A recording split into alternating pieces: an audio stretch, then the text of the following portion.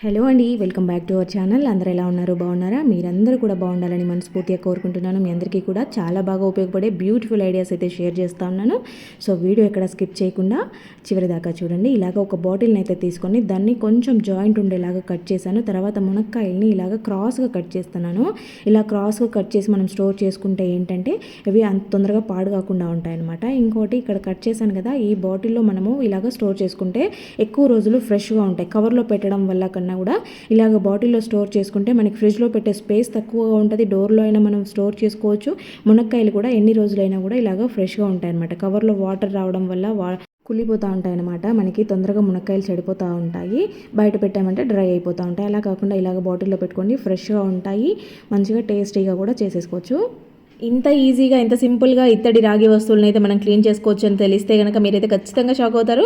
దీనికోసం మనం వాడే ఐటమ్స్ అన్నీ కూడా మన ఇంట్లో ఉండేటివి అనమాట. న్యాచురల్ ఐటమ్సే, ఎటువంటి కెమికల్స్తో పని లేకుండా మనమైతే సింపుల్గా దీన్ని తయారు చేసుకొని ఈజీగా వాడచ్చు. మనకి చేతులు పాడవకుండా, చేతులకు ఎటువంటి హామ్ జరగకుండా మనమైతే జస్ట్ సింపుల్గా స్క్రబ్బర్తో కూడా అవసరమే లేదు.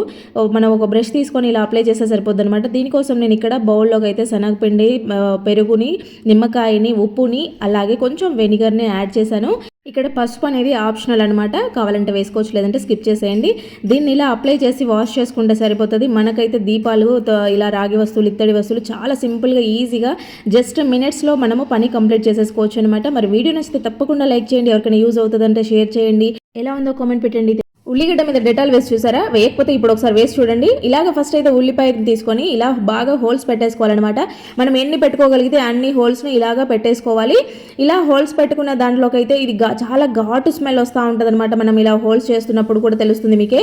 తర్వాత దీంట్లోకి అయితే కొంచెం డెటాల్ని తీసుకొని ఇలాగా మూతతో హోల్స్లో అన్నిట్లలో కూడా ఇలా కొంచెం కొంచెం వేసేయాలి. ఇలా వేయడం వల్ల లోపల పొరల దాకా మొత్తం డెటాల్ అంతా వెళ్ళిపోతుంది అనమాట. తర్వాత ఒక గట్టిగా ఉండే థ్రెడ్ని తీసుకొని ఇలాగా హోల్లో నుంచి బయటకు తీసి ఇలా జాయింట్ చేసుకొని హ్యాంగ్ చేసుకుని దానికి ఇలా ముడేసుకోవాలి.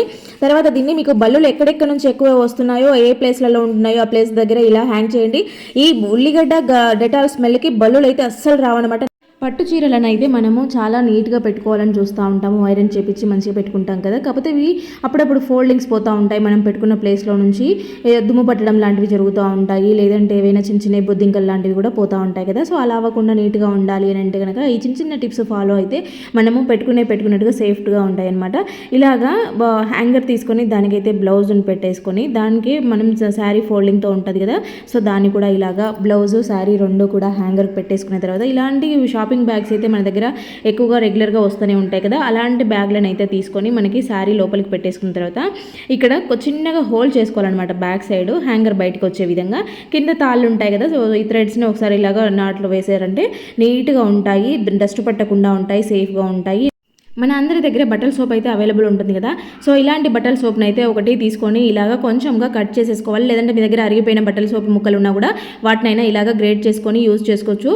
ఈ బట్టల సోపు అలాగే దీంట్లో బేకింగ్ సోడా వేసాను. ఈ రెండింటిని కలిపి ఇలాగా ఒక పాతది ఏదైనా సాక్స్ ఉంటే దాంట్లో వేసేసుకొని మీరైతే ఫ్లష్ ట్యాంక్లో పెట్టుకున్నారు అంటే మీకు ఫ్లష్ ట్యాంక్లో నుంచి ప్రతిసారి సోపు వాటర్ వస్తూ ఉంటుంది కాబట్టి టాయిలెట్ అనేది నీట్గా ఉంటుంది.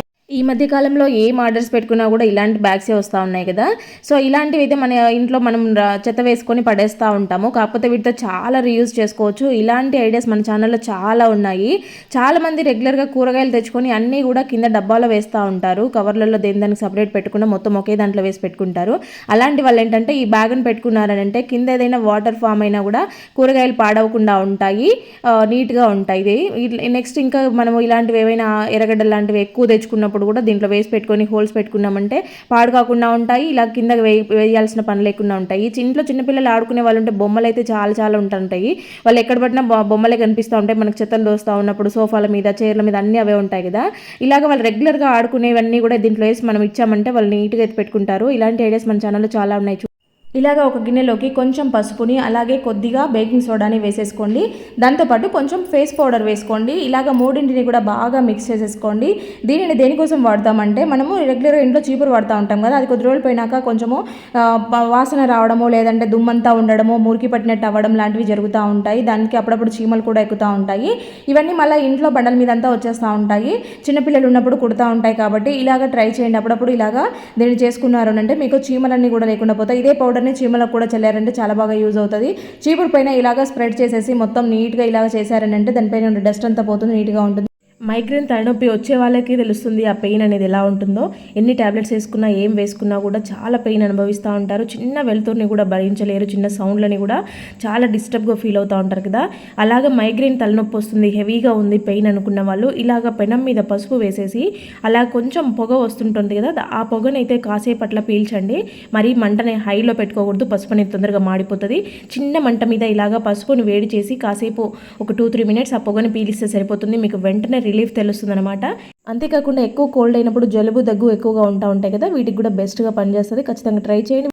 ఇలాగ 1 ఇంచు సైజులో ఉన్న అల్లంనైతే తీసుకొని పైన పొట్టు తీసేసుకొని ఒకసారి వాష్ చేసేసుకోండి. ఇదైతే చాలా మంచి రిజల్ట్స్ ఉంటాయి, ఖచ్చితంగా ట్రై చేసి చూడండి.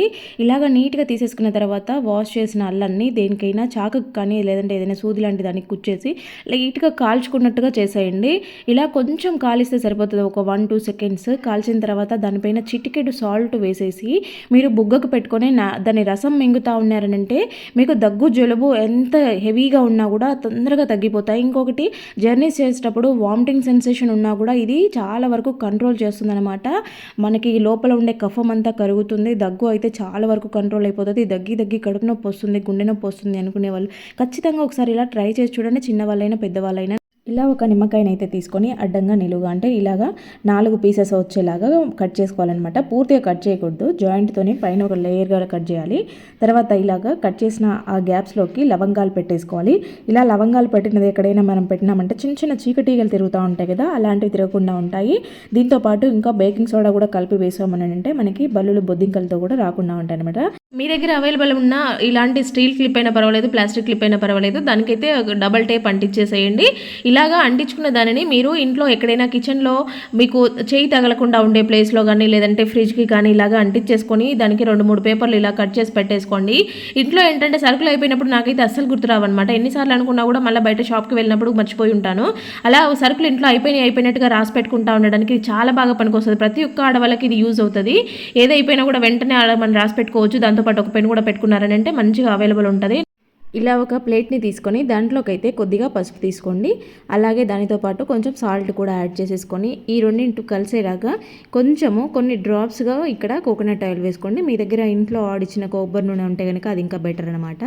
సో ఇలాగా మూడింటిని కూడా బాగా మిక్స్ చేసేసుకొని కలుపుకొని మీరు రెగ్యులర్గా చేసుకున్నట్టు టూత్ బ్రష్ పైన పెట్టుకొని కానీ లేదంటే చేత్తో కానీ కొంచెం ఇలాగా తీసుకొని మీరు పళ్ళు తోముకున్నారనంటే ఎంత గారపట్టిన పళ్ళైనా సరే, ఎంత నల్లగా మారిపోయిన పళ్ళైనా సరే తొందరగా మీకు ఆ గారంతా పోయి మంచిగా తెల్లగా మెరుస్తూ ఉంటాయి. నోట్ నుంచి వచ్చే బ్యాడ్ స్మెల్ అంతా కూడా రిమూవ్ అయిపోద్ది అనమాట. వీక్లీ వన్స్ అయినా ఇలాగా ట్రై చేస్తూ ఉండండి. మీ పళ్ళు అయితే మంచిగా తెల్లగా తలతల మెరుస్తూ ఉంటాయి.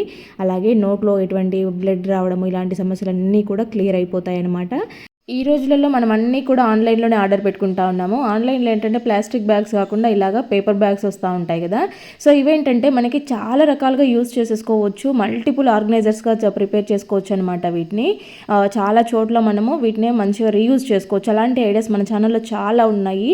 ఎవరికైనా ఇంట్రెస్ట్ ఉంటే ఒకసారి చెక్ చేయండి. ఇక్కడైతే ఈ బ్యాగ్ని చూసారు కదా, నేను ఇలాగా చిన్నగా కింద కట్ చేశాను, మిడిల్ పార్ట్ని మధ్యలోకి వేసేసాను, పైన పార్ట్ని మళ్ళీ డబుల్ లేయర్గా అంటించేసాను. మీరు వీడియోలో క్లియర్గా చూడొచ్చు. ఇది ఫుల్ వీడియో ఉంది మన ఛానల్లో, ఎవరికైనా ఇంట్రెస్ట్ ఉంటే ఒకసారి చెక్ చేయండి. మనకైతే ఇవి మంచిగా క్లాత్ ఆర్గనైజర్స్గా ప్రిపేర్ చేసుకోవచ్చు. ఇల్లు గలీజ్ అవ్వకుండా మాటికి సర్దే పని లేకుండా చాలా బాగుంటాయి. ఇలాగా ఒక పెనం మీద అయితే కొంచెం పసుపుని తీసుకోండి. పసుపుని అనేది లైట్గా హీట్ చేసుకుంటూ ఉండాలన్నమాట. పెద్ద మంట పెట్టి ఒకేసారి కాకుండా ఇలాగ స్లోగా దీనిని ఇలాగ స్పూన్తో వేపుకుంటున్నప్పుడు ఏంటంటే కలర్ చేంజ్ అవుతూ అది కొంచెంగా ఇలాగ బ్లాక్లోకి వచ్చేస్తుంది. టోటల్గా బ్లాక్ అయిపోయిన తర్వాత దీంట్లోకి అయితే మనం మీరు రెగ్యులర్గా యూజ్ చేసుకునే కొబ్బరి నూనె ఉంటుంది కదా, తలకు పెట్టుకునేది, దాన్ని ఇలాగ వేసేసి కలిపేసేయండి.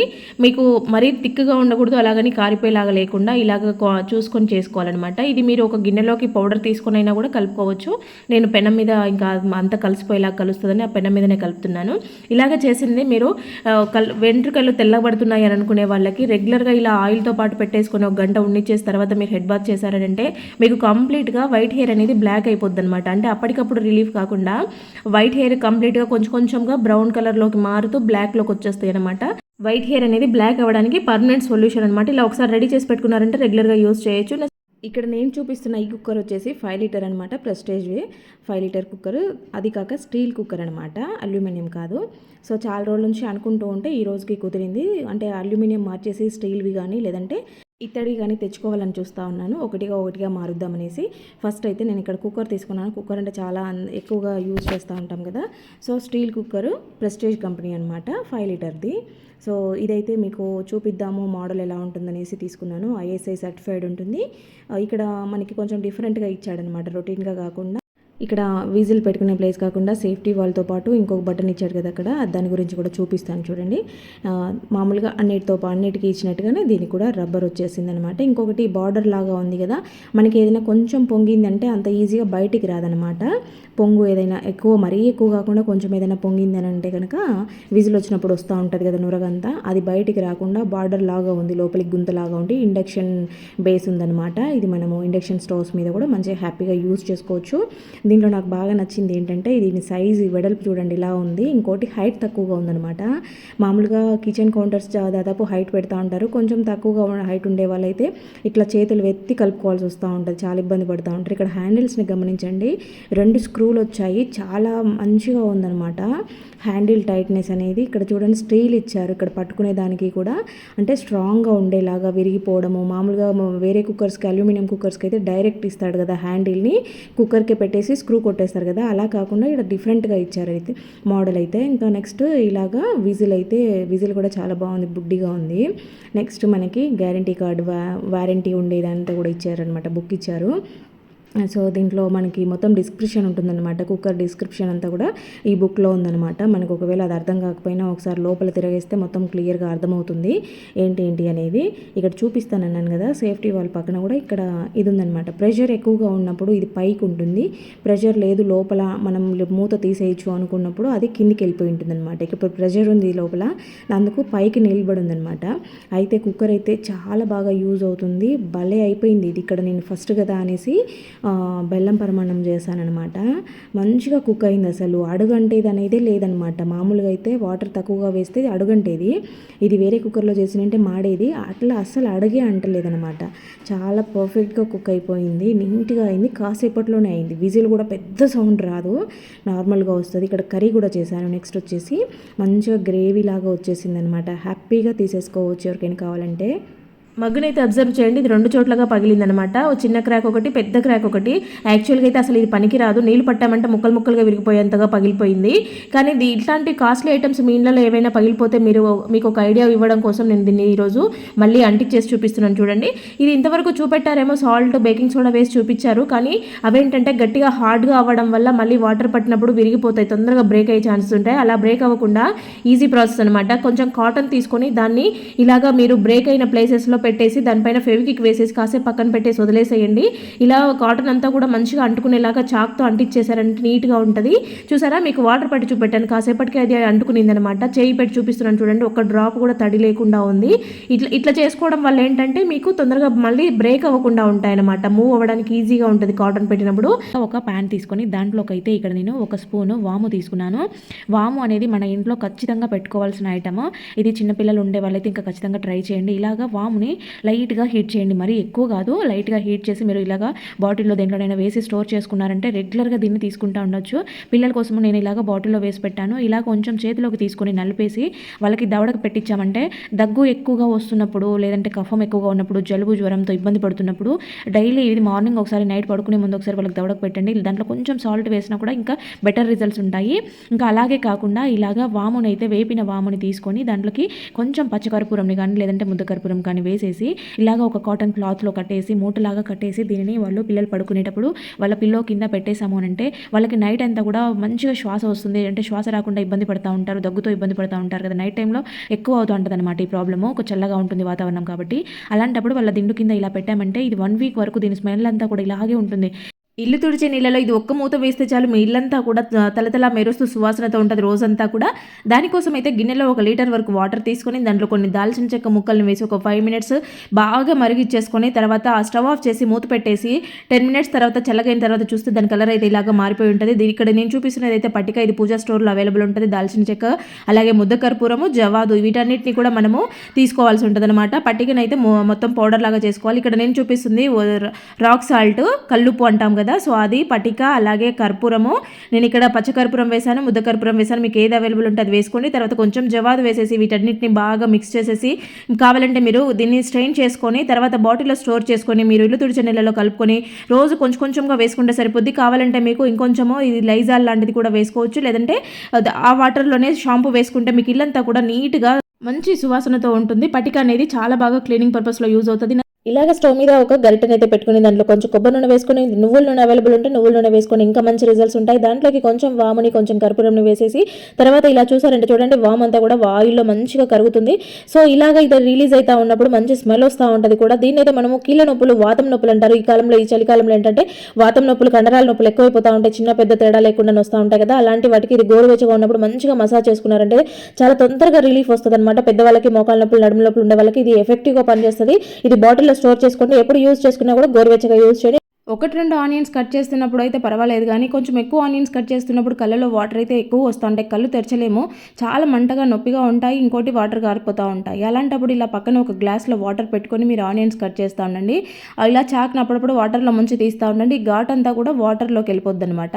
ఇంకోటి ఏంటంటే ఆనియన్స్ మనం ఎక్కువ కట్ చేసుకున్నా మిగిలిపోయాయి అనుకున్నప్పుడు వాటిని బయట పెడితే డ్రై అయిపోతాయి, ఫ్రిడ్జ్లో పెడితే ఫ్రిడ్జ్ అంతా కూడా గలీ స్మెల్ వస్తుంది అనమాట. అలా అవ్వకుండా మంచిగా మనం బయటనే స్టోర్ చేసుకోవాలంటే ఇలాగ ఉన్న ఆనియన్స్ పైన కొంచెం మనం వంటలో వాడే నూనె ఉంటుంది కదా, దాన్ని అప్లై చేసి పెట్టండి. మీరు ఫ్రిడ్జ్లో పెట్టాల్సిన అవసరమే లేదు, బయట పెట్టినా కూడా మంచి ఫ్రెష్గా ఉంటాయి, మీకు అసలు ఆనియన్ బ్యాడ్ స్మెల్ తెలియకుండా ఉంటుంది అనమాట. ఇలాంటి టిప్స్ మన ఛానల్లో చాలా ఉన్నాయి, ఒకసారి చెక్ చేయండి. రెగ్యులర్గా కుంకుమ పెట్టుకునే అలవాటు ఉండే ఆడవాళ్ళకి ఇది చాలా ఇష్టంగా ఫీల్ అవుతూ ఉంటారు, కానీ కాసేపే ఉంటుంది కుంకుమ మళ్ళీ చెడిపోతుంది. అలా కాకుండా ఉండాలంటే మీరు రెగ్యులర్గా యూజ్ చేసుకునే మాయిశ్చరైజర్ ఉంటుంది కదా, సో దాన్ని అయితే కుంకుమలో బాటిల్లోకి వేసేసి బాగా మిక్స్ చేసేసుకోండి. ఇది బాగా కలిసిపోయిన తర్వాత దాంట్లోకి ఏదైనా చిన్న పుల్ల కానీ ఇలాగా ఇయర్ బడ్ కానీ పెట్టుకొని మీరు రెగ్యులర్గా కుంకుమ పెట్టుకున్నారు అంటే మీకు కుంకుమ పోకుండా ఉంటుంది. అంతే కూడా ఇది వాటర్ ప్రూఫ్ లాగా కూడా పనికొస్తుంది అనమాట. మీరు టిక్లీస్ యూజ్ చేయకుండా డైరెక్ట్ దీన్నే బొట్టులాగా కూడా పెట్టేసుకోవచ్చు, ఎన్ని రోజులైనా ఇది స్టోర్ ఉంటుంది. ఇలా 2 టిష్యూలు తీసుకొని వీటిల్లోకి అయితే కొద్దిగా పసుపు వేసుకోవాలి. ఆ తర్వాత దీంట్లోనే మిరియాలు వేసుకోవాలన్నమాట. అంటే ఇవి మీరు ఎన్ని కావాలో చూసుకొని మీరు పెట్టుకునే క్వాంటిటీని బట్టి చేసుకోండి. ఇక్కడ నేనైతే 2 చూపిస్తూ ఉన్నాను. సో ఇది నేను టిష్యూలో వేసాను కాబట్టి ఇలా ఫోల్డ్ చేసి ప్రెస్ చేస్తే సరిపోతుంది, లేదంటే మీరు థ్రెడ్తో కానీ రబ్బర్ బ్యాండ్తో కానీ చుట్టేసేయచ్చు. ఇలా చేసుకున్న వాటిని దేనికోసం అంటే బియ్యం పురుగు వచ్చేస్తూ ఉంటాయి కదా, పురుగు రాకుండా ఉండాలంటే ఇలాగ బియ్యం బ్యాగ్లో కానీ క్యాన్లో కానీ పెట్టేసుకున్నారంటే మీకు బియ్యం ఎప్పటికీ కూడా పురుగు రావు. ఇలాగా కాటన్ బాల్స్ ఉంటాయి కదా, మామూలుగా కాటన్ తీసుకొని బాల్స్ లాగా చేసేసి దానిపైన కొద్దిగా కొన్ని డ్రాప్స్ కంఫర్ట్ వేసేయండి. పిల్లలు అయితే రెగ్యులర్గా యూజ్ చేసే షూస్ ఉంటాయి కదా, సో ఇవైతే ఏంటంటే నల్లగా లేకుండా కొంచెం తెల్లగా అయిపోతూ ఉంటాయి, ఎంత కడిగినా సరే వైట్ కలర్లోకి కనిపిస్తూ ఉంటాయి, ఎందుకంటే రెగ్యులర్గా వాడడం వల్ల దుమ్మంతా పడిపోయి ఉంటుంది కాబట్టి. ఇలాగా కంఫర్ట్ వేసుకున్న ఈ దూదితో దానిపైన తుడిచేసుకొని లోపల కూడా ఒక దూదిని పెట్టేసేయండి. షూస్ చూసేదానికి మంచిగా నీట్గా కొత్తగా ఉంటాయి, లోపల ఎంత బ్యాడ్ స్మెల్ అంతా కూడా రాకుండా మంచి కంఫర్ట్ స్మెల్ తెలుస్తూ ఉంటుంది అనమాట. వాళ్ళు రెగ్యులర్గా యూజ్ చేస్తూ ఉంటారు కాబట్టి చెమట వాసన లేకుండా కంఫర్ట్ స్మెల్ తెలుస్తూ ఉంటుంది. ఇలాగా ఒక ఆనియన్ అయితే తీసుకొని స్లైసెస్ లాగా కట్ చేసేయండి, పైన లేయర్ అంతా తీసేసి.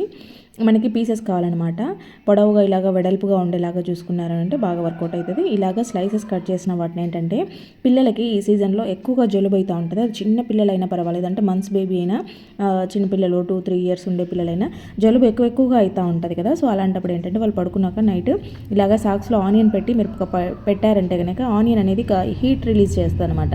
ఆ హీట్కి వాళ్ళకి తొందరగా జలుబు తగ్గు అయింది. ఒకసారి ట్రై చేసి చూడండి. రెంటెడ్ హౌస్లో ఉండే వాళ్ళకైతే ఇలాంటి ప్రాబ్లమ్స్ ఎక్కువగా ఫేస్ చేస్తూ ఉంటారు, వాళ్ళ కోసం ఇదైతే బెస్ట్ ఐడియా అని చెప్పొచ్చు. ఇలాగే 2 వాటర్ బాటిల్ క్యాప్స్ని అయితే తీసుకున్నాను. వీటి రెండింటికి కూడా డబుల్ టేప్ ఉంటుంది కదా, దాన్ని అయితే కట్ చేసేసి నీట్గా ఇలాగ అంటించేసుకోవాలన్నమాట. తర్వాత దీనిని గోడకి స్టిక్ చేసేవాళ్ళు. ఇక్కడ మనకి గోడలకి హోల్స్ చేస్తే ఓనర్ సరుస్తారని దాదాపు ఎక్కడ పడితే అక్కడ పెట్టుకోకుండా మనము అన్నీ కూడా మూలకు పెట్టేసుకుని ఉంటాము. సో ఇలాంటి వాళ్ళకైతే ఇది చాలా బాగా యూజ్ అవుతుంది. ఏదైనా హ్యాంగ్ చేసుకునే లాంటివి ఉంటే కూడా చక్కగా యూజ్ చేసుకోవచ్చు. కిచెన్లో కబోర్డ్స్ అయితే వాటర్ పడడం వల్ల మరకలుగా ఉన్న ఆయిల్ జిడ్డు ఏదైనా పడి అయితే ఉంటాయి కదా. సో వాటిని అయితే సింపుల్గా ఈజీగా క్లీన్ చేసుకునే ప్రాసెస్ అనమాట. కొంచెం జవాదు తీసుకొని షాంపూ యాడ్ చేశాను అనమాట. ఇవన్నీ కూడా బాగా మిక్స్ చేసాక దీంతో కానీ లేదంటే ఒక కాటన్ క్లాత్ కానీ తీసుకొని మీరు డైరెక్ట్ తుడిచారంటే షాంపూ క్లీన్ చేస్తుంది. జవాదు అనేది మంచి స్మెల్ని ఇస్తుంది అనమాట. సూపర్గా క్లీన్ అయిపోతాయి. ఈసారిగా క్లీన్ చేసేటప్పుడు ఇలా ట్రై చేయండి. ఎంత ఆయిల్ జిడ్డు ఉన్నా కూడా అట్టే వదులుతుంది. ఇక నెక్స్ట్ దీంతోనే మనము ఇలాగా ఇంట్లో ఉండే స్టీల్ డబ్బాలు, ఆయిల్ జిడ్డు ఉన్న క్యాన్లు కానీ ఏవైనా కూడా నీట్గా కడిగేసుకోవచ్చు. ఇలా చూడండి తెల్ల మెరుస్తూ ఉన్నాయి. స్టవ్ క్లీనింగ్ కానీ బ్యాక్ సైడ్ టైల్స్ కానీ మొత్తం కిచెన్ కౌంటర్ టాప్ అంతా కూడా ఇదే వాటర్తో క్లీన్ చేసుకోవచ్చు. ప్రతి ఒక్కరికి ఉపయోగపడే బెస్ట్ కిచెన్ టిప్స్ అనమాట. కరివేపాకుని మనం మార్కెట్ నుంచి ఎక్కువగా తెచ్చుకునే టైంలో ముందుగా ఆకులన్నీ చూసేసుకొని పురుగు లేకుండా నీట్గా కడిగేసి ఆరబెట్టుకున్న తర్వాత ఆకులు ఒలుచుకొని ఇలాగ ఒక టిష్యూ వేసి మీరు స్టోర్ చేసుకున్నారని అంటే కనుక ఎక్కువ రోజులు ఫ్రెష్గా గ్రీన్ కలర్లో ఉంటాయన్నమాట. నెక్స్ట్ వచ్చేసి మనం మెంతులను అయితే తక్కువగా వాడుతూ ఉంటాం కాబట్టి ఎక్కువగా మనము ఆహారంలోకి తీసుకోవాలంటే దోస పిండిలో ఎక్కువ మెంతులు వేసేసుకోండి. దోశ ఎర్రగా క్రిస్పీగా ఉండడంతో పాటు మనకి మెంతులు ఎక్కువగా తిన్నా మనకి హెల్త్ బెనిఫిట్స్ అనేవి ఉంటాయి. ఇంకా నెక్స్ట్ వచ్చేసి పప్పు అనేది మనం కుక్కర్లో వేసుకుంటూ ఉంటాము. ఎన్నిసార్లు వేసినా కూడా పొంగుతూ ఉంటుంది. పొంగకుండా ఉండాలంటే ఒక స్పూన్ తీసుకొని ఇలాగా పప్పులో వేసేసి మీరు మూత పెట్టేసుకొని పప్పు ఉడికించుకున్నారని అంటే అసలు పొంగే ఛాన్సే ఉండదు. ఈసారి ఇలా ట్రై చేయండి. పప్పు నానబెట్టుకునే టైం లేదు, ఇడ్లీకి దోశకి పిండి నానబెట్టుకోవాలి అనుకున్నప్పుడు వేడి నీళ్ళు పోసి నానబెట్టుకొని తొందరగా నానిపోతుంది. 3 గంటలు నానాల్సింది 1 గంటకి పప్పు అంతా కూడా బాగా మెత్తగా నానిపోతుంది. వీడియో నచ్చితే లైక్ చేయండి. Thank you for watching.